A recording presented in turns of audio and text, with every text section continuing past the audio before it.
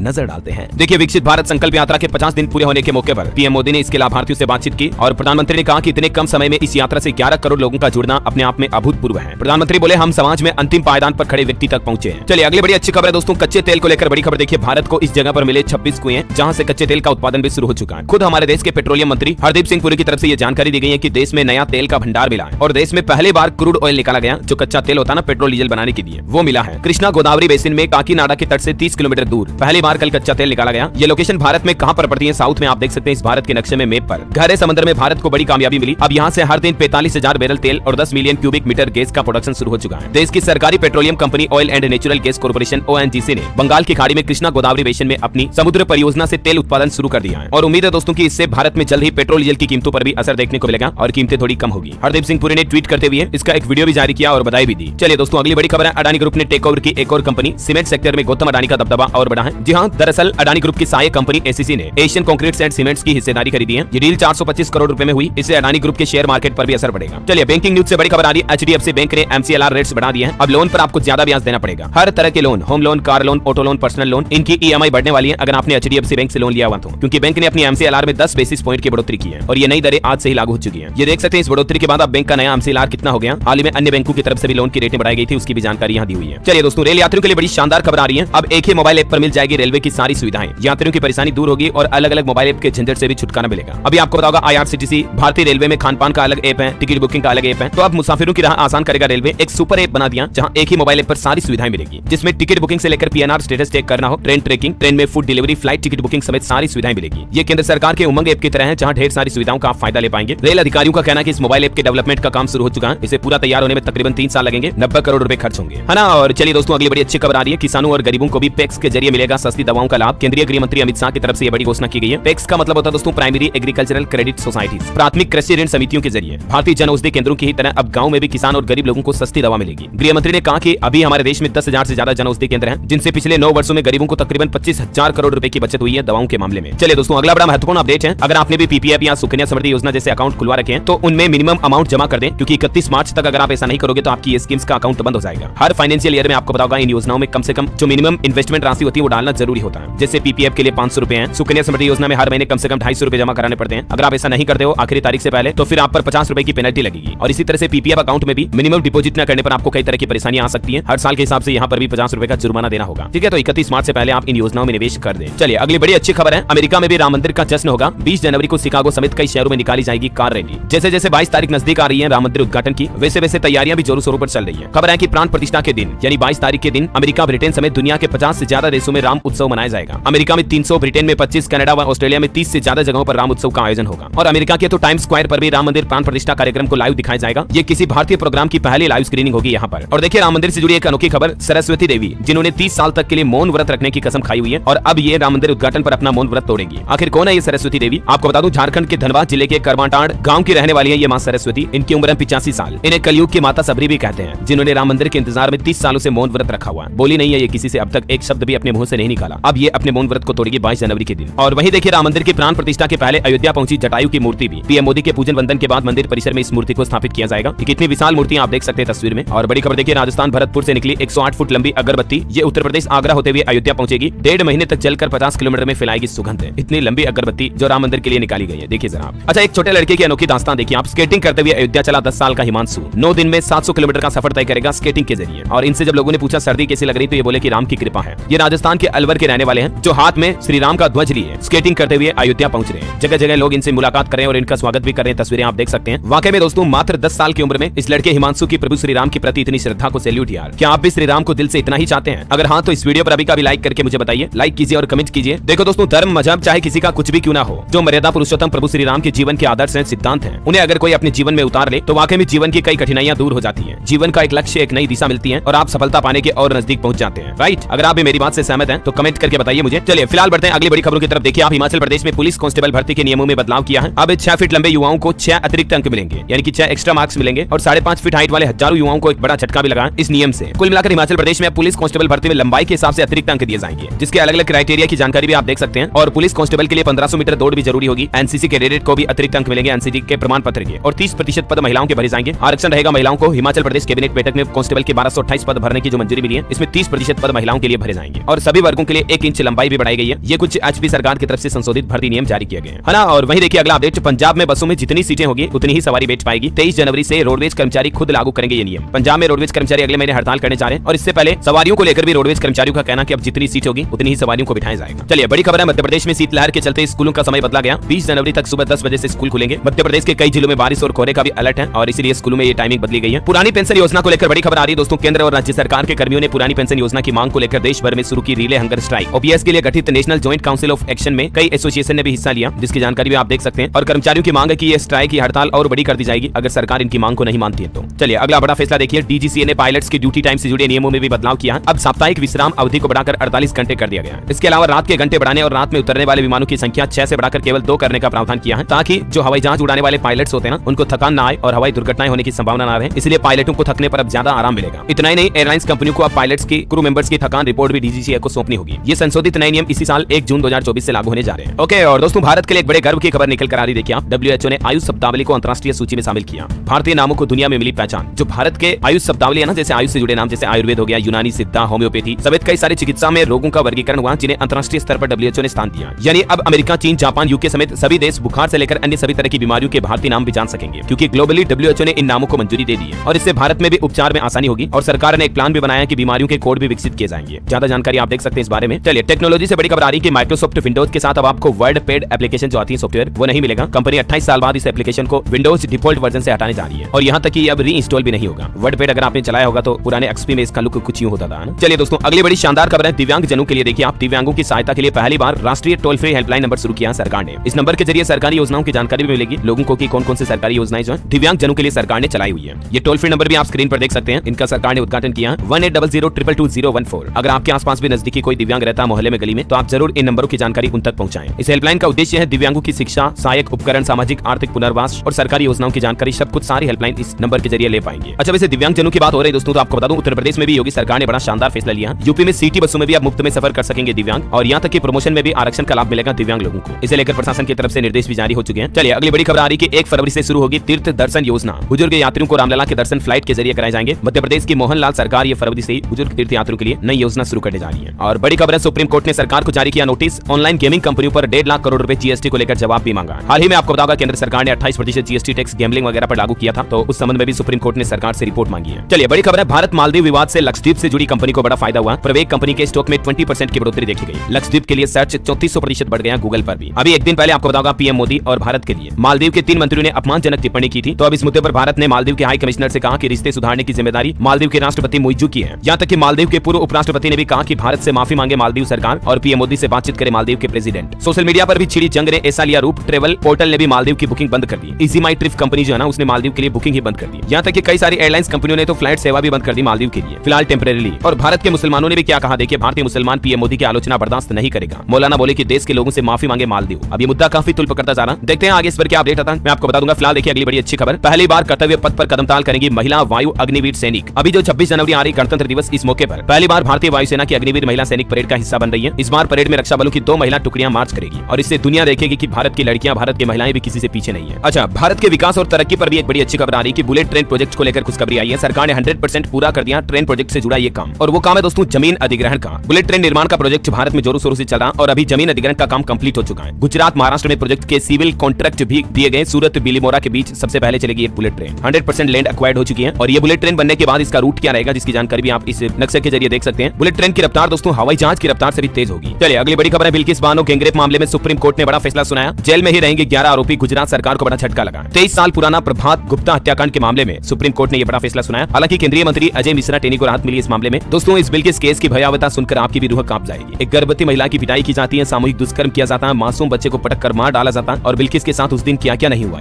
21 साल पहले साल 2021 में जो गुजरात दंगों से पीड़ित एक महिला थी ये बिल्किस बानो, जिसको इतने गहरे जख्म दिए गए जिन्हें शायद ये इस जीवन में कभी नहीं भुला पाएगी। हालांकि उस वक्त की तत्कालीन गुजरात सरकार ने इस केस से जुड़े अपराधियों को राहत दी थी, लेकिन मामला सीबीआई और सुप्रीम कोर्ट में पहुंचा तो अभी सुप्रीम कोर्ट ने गुजरात राज्य सरकार के फैसले को रद्द करते हुए 11 दोषियों को फिर से जेल में जाने का आदेश दे दिया है। सुप्रीम कोर्ट के इस फैसले पर बिल्किस के गांव और मोहल्ले में भी खुशियां मनाई गई। देख सकते हैं आप पटाखे छोड़कर। बिल्किस बोले कि मेरे सीने से बोझ उतरा, आज मेरा नया साल शुरू हुआ। इस केस पर सुप्रीम कोर्ट ने 3 अहम टिप्पणियां की और बिल्किस के 11 दोषी कौन कौन है, जिनकी लिस्ट और जिनकी फोटो तस्वीरें भी आप देख सकते हैं। ये वो सभी आरोपी हैं जिन्होंने बिल्किस के साथ जानवरों जैसी दरिंदगी भरी हरकतें की हैं। इन्हें कभी माफ नहीं किया जाएगा। चलिए दोस्तों खबरों में आगे बढ़े इससे पहले आज के मौसम समाचार पर नजर डाल लेते हैं। देखिए राजस्थान, मध्य प्रदेश में ओले गिरने की चेतावनी। 3 राज्यों में कोल्ड वेव का अलर्ट। तमिलनाडु पुडुचेरी में भारी बारिश के चलते स्कूलों में भी छुट्टियां कर दी गई है। उत्तर प्रदेश में भी 2 दिन 15 शहरों में मूसलाधार बारिश का अलर्ट है। 33 जिलों में कोहरा छाया रहेगा। आगरा एक्सप्रेस वे पर एक बस भी पलट गई कोहरे में। मुजफ्फरनगर लगातार दूसरे दिन सबसे ठंडा इलाका रहा। पंजाब हरियाणा में भी भारी बारिश का अलर्ट है। धुंध भी छाई रहेगी। हिमाचल में कोल्ड वेव से तापमान और गिरेगा। चंडीगढ़ में 7 फ्लाइट भी कैंसिल की गई। और हरियाणा में तो आज रात से ही मौसम और बदलेगा। हल्की बूंदाबांदी भी होगी। कई जगहों पर 5 जिलों में कोल्ड डे का अलर्ट भी है। झारखंड के भी कई जिलों में बारिश का येलो अलर्ट जारी। रांची समेत कई हिस्सों में पारा गिरा। और इसी बीच स्काईमेट वेदर की रिपोर्ट के मुताबिक अगले 24 घंटों के दौरान देश के अलग अलग राज्यों में मौसम की संभावित गतिविधियां क्या रह सकती हैं, जिसकी जानकारी भी आप स्क्रीन पर देख सकते हैं। चलिए अब बात करें सराफा बाजार में सोने चांदी के भाव की। तो देखिए सोने की कीमत में गिरावट आई है। 62,000 के करीब सोना पहुंचा, जबकि चांदी 71,500 पर बनी हुई है। 10 ग्राम सोना 223 रुपए सस्ता होकर अभी 62,317 रुपए प्रति 10 ग्राम पहुंच गया है। और चांदी की बात करें तो 23 रुपए बढ़कर 71,573 रुपए प्रति किलो चांदी का रेट चल रहा है। गोल्ड के अलग अलग कैरेट के हिसाब से भी रेट लिस्ट क्या चल रही है देख सकते हैं आप स्क्रीन पर, है ना। और चलिए दोस्तों आगे बढ़ते हैं खबरों में। देखिए दशकों बाद चांद के लिए रवाना हुआ अमेरिका का मून लैंडर। अमेरिका की एक प्राइवेट कंपनी ने चांद पर स्पेसक्राफ्ट भेजा है। 23 फरवरी को यह सॉफ्ट लैंडिंग करेगा। 51 साल बाद कोई अमेरिकी स्पेसक्राफ्ट यहां पहुंचेगा। बड़ी खबर है, उड़ीसा हाईकोर्ट ने सरकार को निर्देश दिया और डॉक्टरों से कहा कि साफ सुथरे लिखावट लिखें। अब डॉक्टर आड़ी तिरछी हैंडराइटिंग में पर्चा नहीं लिख पाएंगे। हाईकोर्ट ने कहा कि स्पष्ट या कैपिटल लेटर में प्रिस्क्रिप्शन यानी कि दवाइयों को लिखना होगा, क्योंकि दोस्तों अक्सर कई बार ऐसे मामले सामने आते हैं कि डॉक्टरों की खराब हैंडराइटिंग के चलते हजारों लोग मारे जाते हैं। कई रिपोर्ट्स ये कहती हैं। हालिया एक ताजा स्टडी के मुताबिक जॉन हॉपकिंस की साल 2018 की रिपोर्ट कहती है कि केवल अमेरिका में हर साल मेडिकल गलतियों की वजह से 2.5 लाख से ज्यादा लोग मरते हैं। और मेडिकल स्क्रिप्ट यानी कि डॉक्टरों की लिखावट हैंडराइटिंग वगैरह की वजह से भी लाखों लोग हर साल दुनिया में मारे जाते हैं। यही वजह है कि उड़ीसा हाईकोर्ट की तरफ से डॉक्टरों को ये अहम निर्देश दिए गए। चलिए अगला अपडेट है। बांग्लादेश की प्रधानमंत्री शेख हसीना को पीएम मोदी ने फोन किया और बांग्लादेश चुनाव में ऐतिहासिक जीत पर बधाई भी दी। शेख हसीना लगातार चौथी बार बांग्लादेश की पीएम यानी कि प्रधानमंत्री बनेगी। अवामी लीग ने 300 में से 204 सीटें जीती और बहुमत के साथ पार्टी अपनी सरकार बनाने जा रही है बांग्लादेश में। भारत के अलावा चीन और रूस ने भी बधाई दी। और पॉलिटिक्स से एक और बड़ी खबर आ रही है कि शिवसेना उद्धव ठाकरे की होगी या एकनाथ शिंदे की। 10 जनवरी को विधायकों की अयोग्यता पर राहुल नार्वेकर सुनाएंगे फैसला। अच्छा एक बड़ी दुख भरी खबर देखिए दोस्तों, हरियाणा के सिरसा में एक बड़ा हादसा हो गया। अंतिम संस्कार में शामिल होने जा रहे 6 लोगों की मौत हो गई। ये गंगानगर से हिसार आ रहे थे और सिरसा में पेड़ से इनकी कार टकरा गई। 5 मृतक आपस में रिश्तेदार हैं, क्योंकि रिश्तेदार तो होंगे सभी एक ही अंतिम संस्कार में जा रहे थे। तो राजस्थान के श्रीगंगानगर से ये किसी की अंतिम यात्रा में शामिल होने जा रहे थे, लेकिन 6 लोगों की जान चली गई। मैं आपको कहता रहता हूं कि कोहरे में गाड़ी ध्यान से चलाएं और धीरे भी चलाएं। चलिए मार्केट से जुड़ी बड़ी खबर देखिए। दमदार लिस्टिंग हुई। आईपीओ ने पहले ही दिन निवेशकों को 33% मुनाफा कराया। हाल ही में जो कौशल्या लॉजिस्टिक्स का आईपीओ ओपन हुआ था, तो उसकी लिस्टिंग की ओपनिंग के बाद एनएसई पर डायरेक्टली शेयरों में 33% की ग्रोथ देखी गई। बड़ी खबर है, अविवाहित या सिंगल महिला भी सेरोगेट मदर बन सकेगी। एआरटी से महिला प्रेग्नेंट होती है 99,000 रुपए में आईवीएफ पैकेज और ईएमआई की भी सुविधा मिलेगी। अब हमारे देश में भी सरकार के द्वारा ये नई सुविधा शुरू कर दी गई है, जिसकी जानकारी आप देख सकते हैं। ज्यादा केंद्र सरकार ने इस कैटेगरी में अब सिंगल वुमन और अविवाहित महिलाओं को भी शामिल कर लिया है, जो मां बनना चाहती है तो सेरोगेसी की मदद ले सकती है ना। और कोरोना आंकड़ों पर बड़ी खबर आ रही है। पिछले 24 घंटों में भारत में 605 नए मामले सामने आए, जबकि 4 मरीजों की मौत हुई। कोविड-19 का नया वेरिएंट JN1 अभी डराने लगा। छत्तीसगढ़ में भी 7 नए कोरोना मरीज मिले। 17 जिलों में 131 एक्टिव केस चल रहे हैं अभी। चलिए अगली बड़ी अच्छी खबर है। संगीत के छात्रों को मिलेगी 10,000 रुपए हर महीना स्कॉलरशिप यानी कि छात्रवृत्ति। एनसीपीए की तरफ से बड़ा ऐलान किया गया। 10 जनवरी तक आप इस योजना में आवेदन कर सकते हैं। एनसीपीए यानी कि national centre for performing arts की तरफ से ये स्कॉलरशिप योजना की घोषणा की गई है। जो म्यूजिक संगीत से जुड़े छात्र छात्राएं हैं, हिंदुस्तानी संगीत का प्रशिक्षण ले रहे छात्रों को स्कॉलरशिप पाने का एक खास मौका है। हर महीने 10,000 रुपए की छात्रवृत्ति मिलेगी। इस योजना में फॉर्म भरने के लिए आप इस ऑफिशियल ईमेल के जरिए आवेदन कर सकते हैं, या ज्यादा जानकारी आपको इस पर हेल्पलाइन नंबर पर भी मिल जाएगी। ठीक है, चलिए खबर है मध्य प्रदेश से 10,000 लोग पहुंचेंगे अयोध्या। विश्व हिंदू परिषद ने राम मंदिर के दर्शन के लिए योजना भी बनाई है। मैंने आपको बताया भी था। अगले महीने फरवरी से भी बुजुर्ग तीर्थ यात्रा योजना शुरू होने जा रही है। और कर्नाटक में भी देखिए 34,000 मंदिरों में 22 जनवरी को विशेष पूजा कराने का आदेश जारी किया कांग्रेस सरकार ने। तो भाजपा ने तंज कसते हुए कहा कि चलो सद्बुद्धि आई। झारखंड में बड़ी घटना देखी गई। मंदिरों में तोड़फोड़ हुई, मूर्तियां भी क्षतिग्रस्त की गई। राम मंदिर उद्घाटन से पहले कुछ लोगों ने असामाजिक तत्वों ने माहौल खराब करने की कोशिश की, तो उसके बाद स्थानीय लोगों ने नाराजगी दिखाई, प्रदर्शन भी किया। झारखंड की राजधानी रांची में अज्ञात बदमाशों ने ये मंदिरों में तोड़फोड़ की है। और बड़ी खबर देखिए, सभी संस्थानों के लिए M2M